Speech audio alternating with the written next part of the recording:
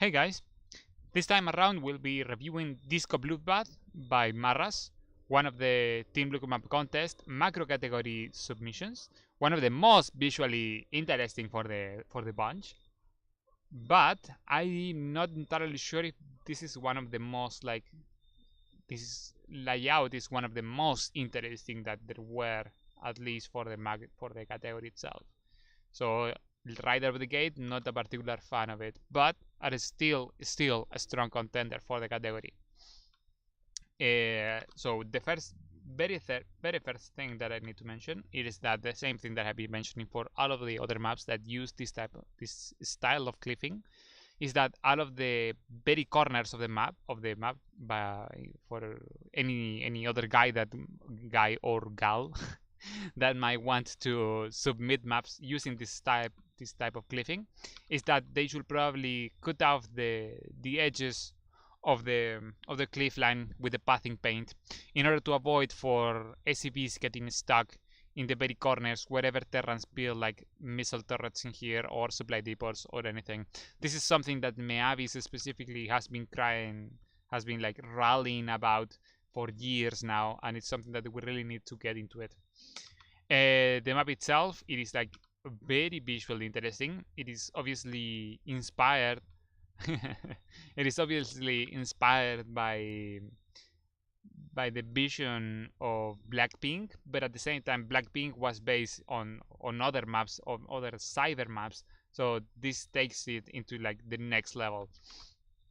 One thing that I'm very concerned about specifically is this area, because even when it looks like very aesthetically pretty and it's obviously a disco hall, I'm not sure if the Nordic lights will be something that players will be all too thrilled about when they are playing within their custom graphical settings that change everything. So maybe the bloom in this area might be too strong, if any. So something to be watchful of, and I will recommend Marras to just try to imitate the hybrid graphical settings. There is a thread in TeamLiquid that she can follow in order to try to imitate it and see if there are any problems within that graphical setting in this area. Other big thing, at least personally, and that is when I first saw the map, this area, I just thought that it will be something a pathable area, but it isn't, and that is because these small blocks like almost confuse me. These gray decals, these gray meshes objects do that, because in this area you are teaching the player that he can path over the small force fields. So I was basically expecting that these purple force fields to also be pathable, and because everything is like mixed with gray, it's not like instantly recognizable that this area can't be pathed around. So I will maybe recommend to just outright removing it, as sad as it might be, and maybe add some billboards in here and maybe some people walking around. Make it pretty, something like that. Just change it over, because I'm not entirely sure that this area is like instantly recognizable for like the 200,000 players that play in the ladder if this map were to make it one day to ladder. These rocks in here in front of the third base aren't like particularly interesting, if at all, but they play their part. Like that's all that I can say about them. I don't find them like interesting at all, but to remove them or to expand this area in front, I'm not sure if that will be all too interesting either. Maybe reducing the size of this overlord pod, and instead of using like a 6x6 debris, you could use like a big diagonal one with a smaller overlord pod in here. Maybe that will give it a bigger contrast and make it something that players might want to destroy or take up or take out, something like this. Something as a setup similar to this, but maybe more compact. This forward third, I think, is like very well positioned. It is something that I consider to be like very well executed in this map. The of course I can't really say the same of this other setup, but with the alternative forwarding here, it corrects itself. When it comes to the center, something like this might work as well, but I will personally recommend something more visually interesting, something like this, but around the edges. Something like this, but inverted. I'm not sure. Maras will need to play around with it in order to create something that is fitting. This area as well isn't like particularly interesting with the line of sight blockers. Maybe to position like some proxies, but besides that, you also have this area for proxies as well. It isn't like strictly necessary. It is like an area that was like basically an afterthought.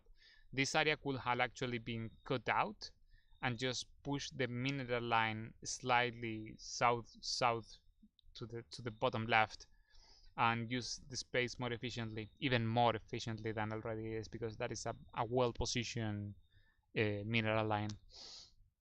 When it comes to the center, it is very aesthetically pretty. It is spacious.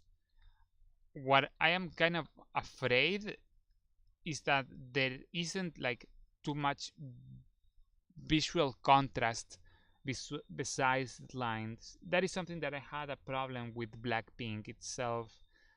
I think that this fixes it to a degree, but still I'm like concerned that the gray, the black it might be like too overpowering besides the neon.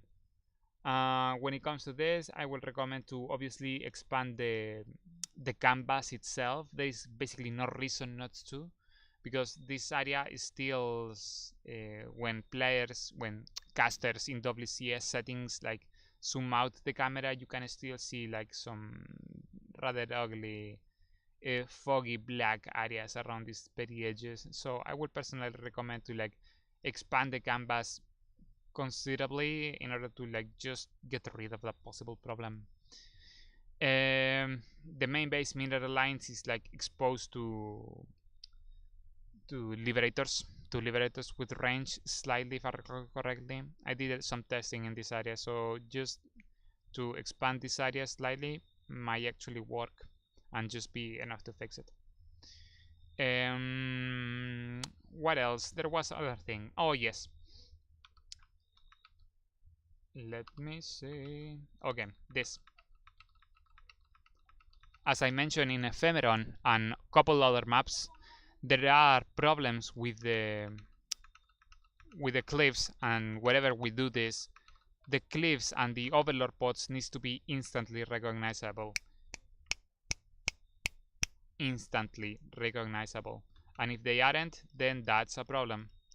So in this case, maybe something, let me see if I can still have my hotkeys working. Yes, something like that. I'm not entirely sure, but it's something that needs to be fixed, because again, it needs to be instantly recognizable, and there is no excuse to not do it, because Zerg players might very well lose like overlords by parking in their OB like slightly out of edge, and then just like get horribly exasperated when their OBs get killed for like basically no reason. So yeah, something to be watchful of always. What else? Oh yes, the Reaper jump pad needs to have like an extra decal on the top in order to make it more recognizable, especially like in this area. In the cast of, if I recall correctly, in the very first games played on Disco Bloodbath, Wardy itself wasn't sure if there was like a Reaper jump spot in this area. So that's something that needs to be fixed. What else? There is basically not much else to mention. The map is like solidly built, and I consider it to be like a good finalist, just like many others.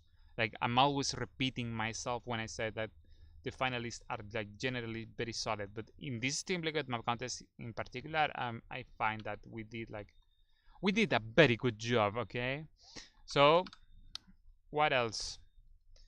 I think that's basically it for this Bloodbath. I don't have like any other like too strong things to mention.